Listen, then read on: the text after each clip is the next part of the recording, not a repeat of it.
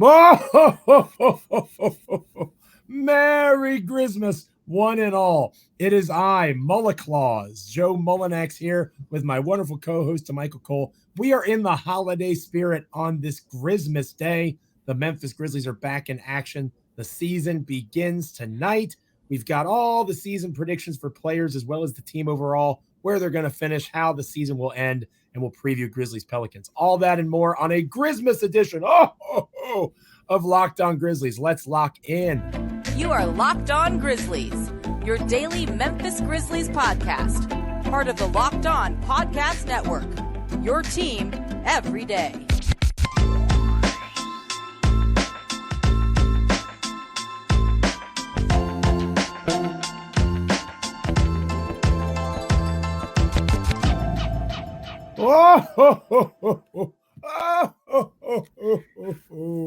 Mullinax.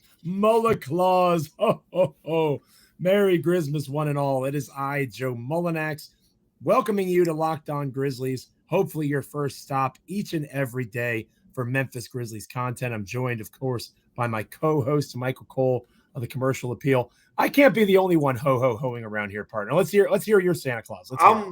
I'm Damichael the reindeer. Damichael the deer. Yeah. Okay. You know, got the red nose right here. Damichael the red-nosed reindeer. Okay. That's me. Well, you are most certainly my guide through not embarrassing myself on YouTube or wherever you get your podcast. So I'll let that one slide. Damichael and I, of course, are in joyous spirits because Memphis Grizzlies basketball is upon us. The season has arrived. Another injury has been added to the list, and we'll talk more about that later on in the show.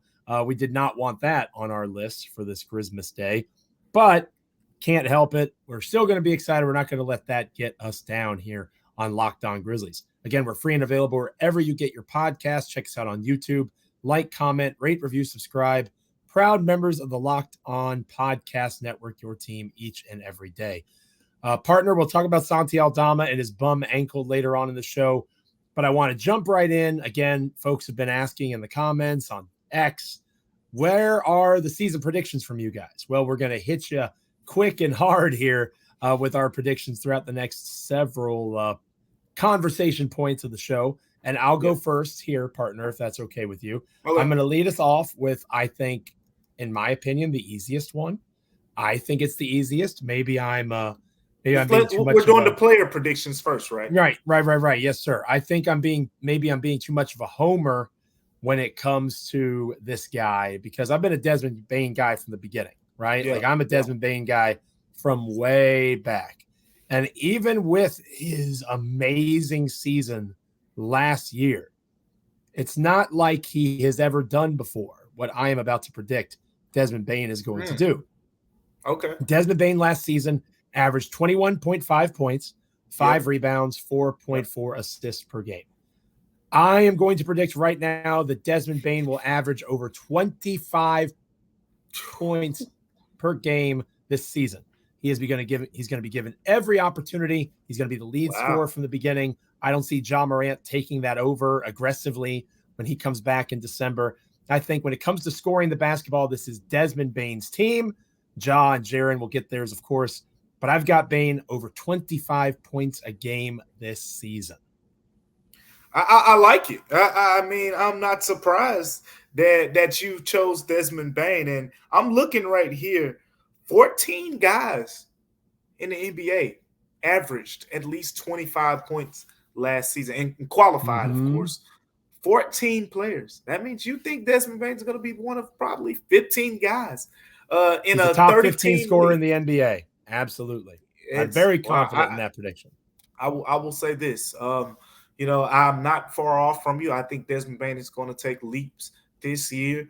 But I think before Ja gets back, he'll definitely be there. When Ja gets back, I think the average could potentially, move a little bit. I think he can end the season a little bit under there. 24 is still pretty good. Because Joe Mullinax said 25 points a game. I don't know if people understand that 25 points a game is the elites of the elites. Just to put that in perspective, guys that averaged just under that last season, DeMar DeRozan, Jokic, Pascal Siakam, Jalen Brunson, Jimmy Butler, all those guys averaged around 23, 24. I think that's a pretty good category. But here's mine. I'm going to go with the other part of the dynamic duo in the first 25 games. I'm going to start with Jaren Jackson Jr. We've seen his rebounds increase gradually over the past couple of years. We hear him talking about how he's going to emphasize it more. We know Steven Adams won't be there this season. 8 boards a game for Jaren Jackson Jr. Wow. Why not? 8 boards a game. Just you 6'11". That's about as wild as 25 points a game for Des. Now, and here's the downside before, I will say this. The fact that he's going to average 8 boards most likely means that he won't repeat as the blocks champ. Because absolutely, we've had this conversation about, with him as rebounding, a lot of it is positioning. And because you've had Steven Adams in the lineup, it's kind of allowed Jaren to play this roaming role because, Steven Adams is going to clean it up on the back end. You don't have that now. And Jaren knows he has to emphasize rebounding more as a bigger part of his game. And for that to happen, the blocks will go down a little bit. I don't think it'll be anything just drastic, but I'm stamping it in. 8 boards for Jaren Jackson Jr. And I like that because it'll make him a better all-around player as opposed to just being a specialist in terms of how he impacts the game. Not that he doesn't do other things defensively, right? But the rebounding will help make the Grizzlies better, right? It won't just make just Jaren going better. over the past few years, because I could have said 7.5, and that would have been the cheap way out of it. I wanted to go ahead and go up. You go through the last 3 years, 5.6 boards per game 3 years ago, 5.8 2 years ago, and last season, career high 6.8 rebounds per game. I'm focusing more on the offensive rebounds. He averaged a career high 1.7 offensive rebounds per game last season. If he gets up to 2 offensive rebounds per game, I think he can get 6 boards on the defensive end. I like both of those predictions for both Bane and Jaren. I'm going to go with a new Grizzly for my next one, partner. I'm saying Marcus Smart is going to have a almost career year defensively. His best percentage in his career, marrying it, or steals percentage, I should say, marrying that with minutes played, is the 2018-2019 season where he had 2.8% steal percentage. That put him in the 99th percentile among wing players in the NBA. And that key word there, according to Cleaning the Glass, is wing, because Marcus Smart's not always going to be the point guard for the Memphis Grizzlies. Right. And he's going to have a chance to be off ball more, playing passing lanes, attacking guys that are not traditional ball handlers. I've got Marcus Smart getting to 2.6% steal percentage. That'll put him among the elites in the NBA. It won't set his career mark of 2.8, but it'll be the best year he's had defensively in terms of creating. That's the Anthony Melton type numbers. Yeah. Oh, now easy there, partner. You're gonna upset the YouTube and podcast audience talking about D-Melt, the one that got away potentially for the Memphis Grizzlies. But Marcus Smart, I think he's going to be right up there in terms of that elite defender that we saw a couple of years ago. Yeah. Yeah, we're just filling these people up with all these good predictions that we have, right? I got one more. I got one more for you, Joe. I got one more for you. How about Zaire Williams? I'm not just the first 25 games. Zaire Williams for the full season, double-digit scorer. Let's go. Look, yes. I think his role is just going to exemplify it. He's going to make threes some nights. He's going to miss threes some nights, but he'll be able to get to his mid-range shot, which the Grizzlies are emphasizing more. They like Patrick St. Andrews, new Grizzlies assistant coach, likes that shot for him. We know he's going to get to the rim. We know the emphasis on spacing. Somebody's got to come off the bench and average those numbers. I've already said in the past that I think Luke Kennard will be one of those guys. Why not Zaire Williams? Start the season as a starter potentially, and average double figures for this team. I love eventually when this team is healthy, assuming that ever happens, right? I mean, obviously Steven Adams. Don't hold your breath. Right. Assuming that the backcourt and the wings are healthy. Yeah. A Kennard, Aldama, Williams reserve group has a lot of potential, right? A lot of potential offensively. Lots of things you can do at multiple levels. I like it. And the best part about all the predictions we just made is twofold, partner. One, they're entirely possible. Maybe my 25.1 is a little bit pie in the sky, but at least I acknowledged it. But they're all possible. And number two, they all, since we're on the same page here, it sounds like with these predictions, probably lend or lead to another successful Grizzlies regular season. And we're going to talk about that in our team record and results predictions next here on Locked On Grizzlies. But first, this episode of Locked On Grizzlies is brought to you by PrizePicks. PrizePicks is a really simple game to play. You can go and make your picks, submitting an entry in less than 60 seconds. It comes with quick withdrawals, easy gameplay, and an enormous selection of players and stat types that make PrizePicks the #1 daily fantasy sports app. It is a blast with PrizePicks. You could do all sorts of weekly promotions that can lead to big payouts like Taco Tuesday. Every Tuesday, PrizePicks discounts select player projections up to 25% to provide even more value. Go to prizepicks.com/LockedOnNBA and use the code LockedOnNBA for a first deposit match up to $100. When we come back, we give our official season predictions for the Memphis Grizzlies team. Stick with us. Welcome back to Locked On Grizzlies. I am Joe Mullinax, joined by Damichael Cole of the Commercial Appeal there in Memphis, Tennessee. He will be there live in FedEx Forum. It is in Memphis, right? I don't want to misspeak. I'm pretty sure about that. Yeah. Yep, it's in Memphis. Yeah, that's what I thought. And there you go.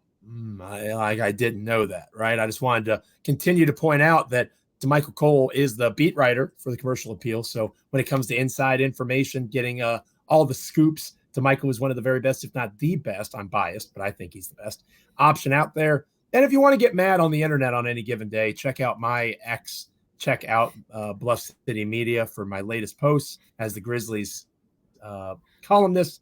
Between the two of us, we've got you covered for this Memphis Grizzlies season.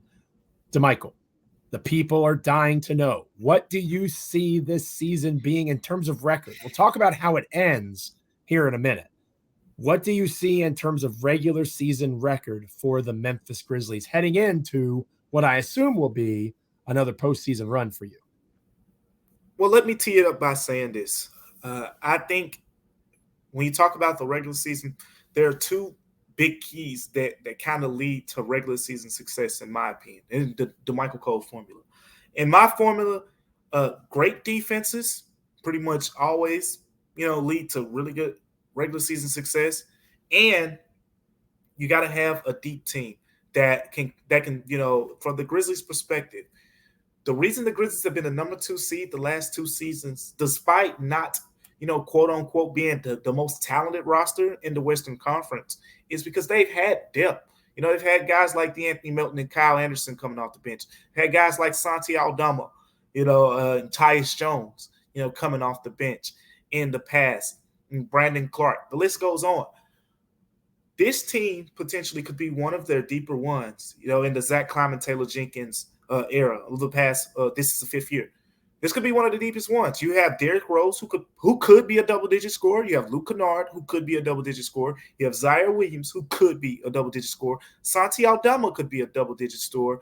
And then you have the center position. We'll see how it works out. But right now, Kenneth Lofton Jr., we know he can score the basketball, even if he's probably not going to get double-digit scoring minutes. But we know he can score the basketball. The point is, you're going to bring out an entire bench unit of guys who are capable of being that spark plug. And also, here's the other thing. I think the Grizzlies have, at 4 positions at least, a backup that can be an above-average starter in the NBA. You tell me how many other teams can say that? If Ja Morant is out, you can throw Marcus Smart in as your starting point guard, and you still got an above-average starter.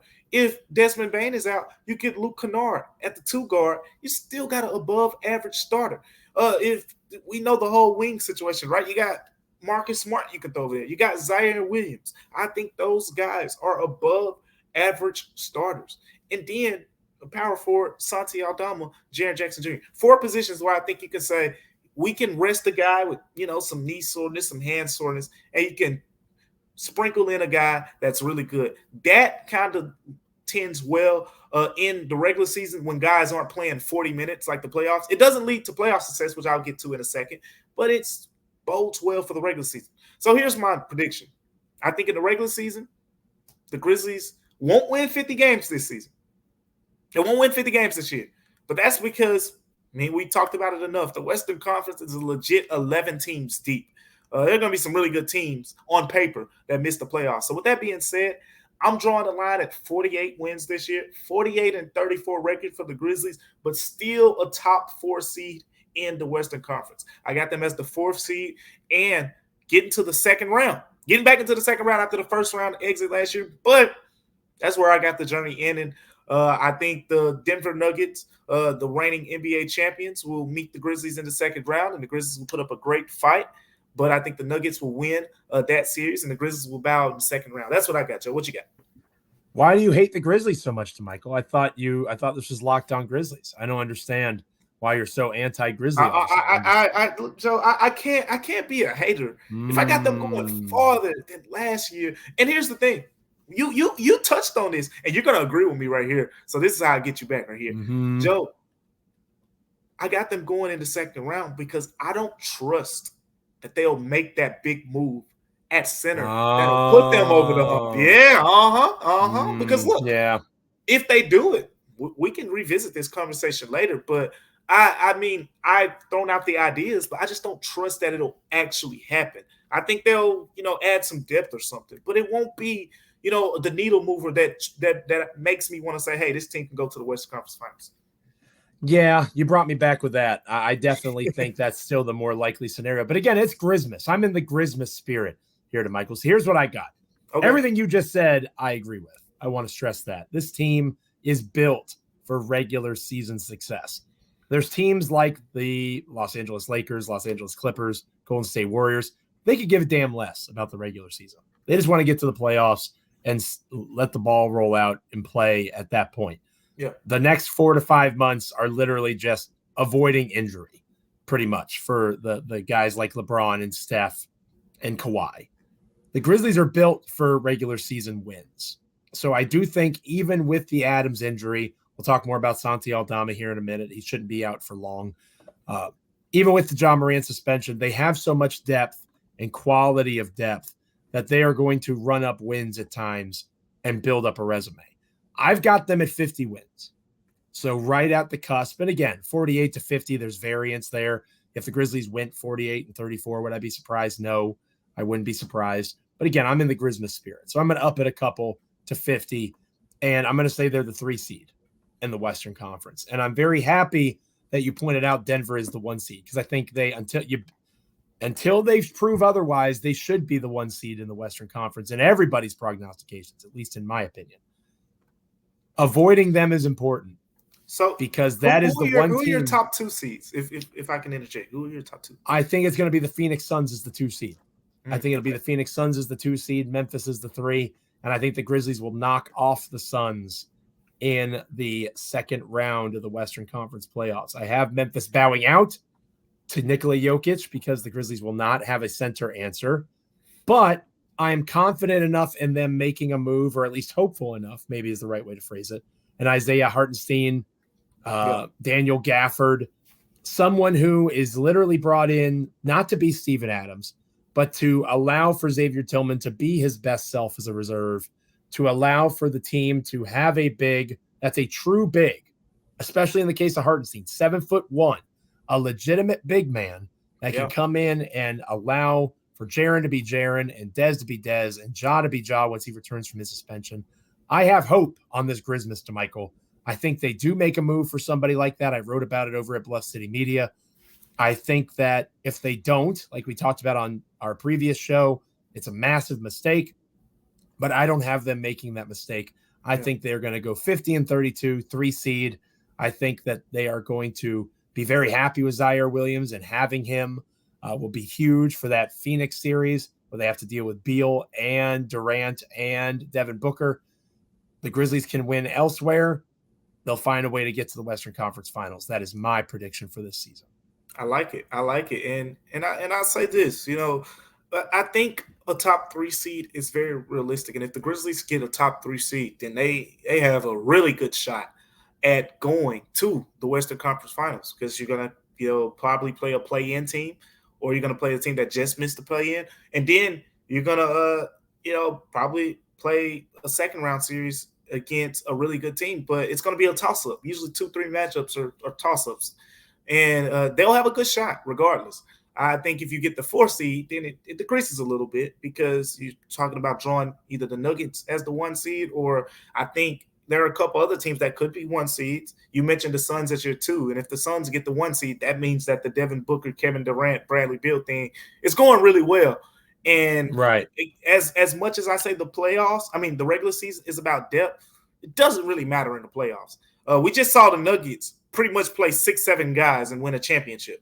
Yeah, I mean, Bruce Brown and Christian Braun were like their 2 bench guys, and they won the ship.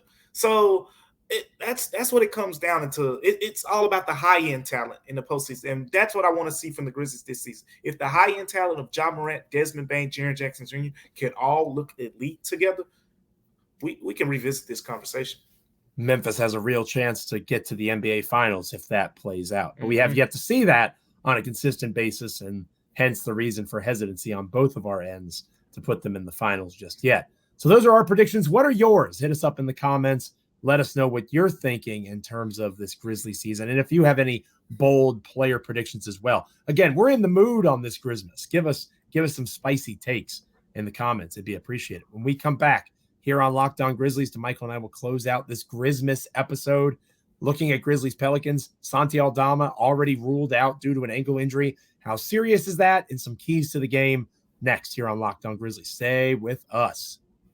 Welcome back to Locked On Grizzlies. I am Joe Mullinax, joined by Damichael Cole of the Commercial Appeal. They're in Memphis, Tennessee. He is the Grizzlies beat writer for that publication.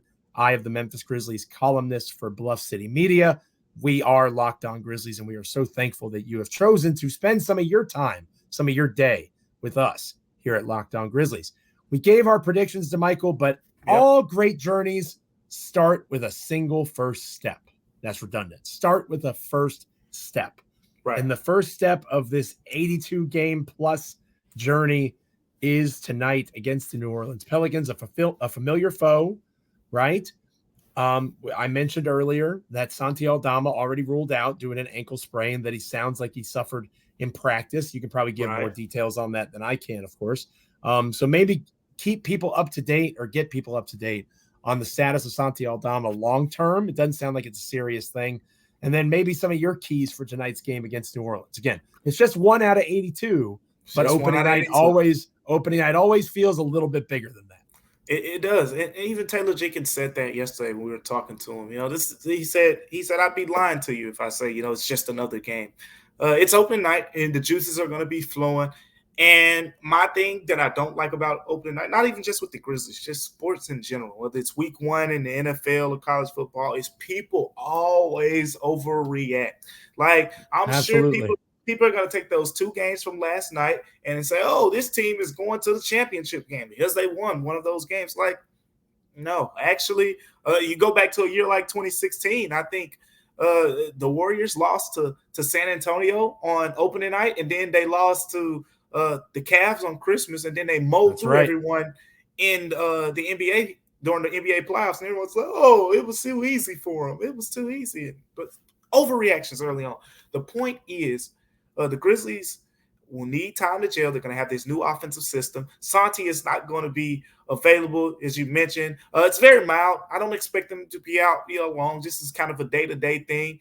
May miss another game, but he's going to, if not, he probably misses a couple more and returns Monday, potentially. But whatever the case is there, the point is, you're going to see more small ball lineups with the Grizzlies, which kind of goes into their idea of emphasizing spacing more. You're going to see Kenneth Lofton Jr. get some minutes. I know that's what a lot of people kind of been craving for anyway. So guess what? You're going to get it. You're going to get Kenneth Lofton Jr. on the floor.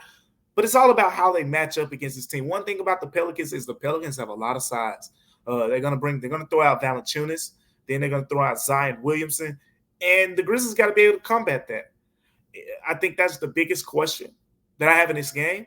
Especially with Santi out, you lose that second 7-foot type big that you have one with Jaren Jackson Jr., where you can kind of impact Zion with your length. Now, the only guy who offers that real length to kind of deter Zion is Jaren Jackson Jr. And we've seen in the past that the Grizzlies don't really like guarding Zion with Jaren because they would use Dillon Brooks. And it was probably the most effective strategy I've seen on Zion in his NBA career today. So that's one thing I want to see. You don't got Dillon Brooks anymore. Does Marcus Smart, even though he's 6'4", do you give him that assignment? Do you give him the Brandon Ingram assignment? Or I feel like Zaire Williams, if he starts, he's probably going to start. But Zaire Williams, since we don't know officially, if he starts, I feel like you put him at the point of attack, right? He gets CJ McCollum, kind of can deter some things right there. But the question that I have is the Grizzlies can't get bullied in this game. When we talk about this game, when we recap this game, cannot be saying the Grizzlies got beat up in the paint. This is a time to set the tone, right? Everyone said, oh, man, no Steven Adams. How are we going to rebound? Jonas Valanciunas is one of the best rebounders in the game. This is a time for the Grizzlies to show that they stack up, well in that area. But with all that being said, the Pelicans aren't a great shooting team. Memphis might need to stack the paint and just live with the shots. We saw last season toward the end of the season, they lived with Herb Jones shoot, and he burned them. But you got to, that was one game. Make him do it again. Make him do it again, because if you don't, it could be a long game for the Grizzlies.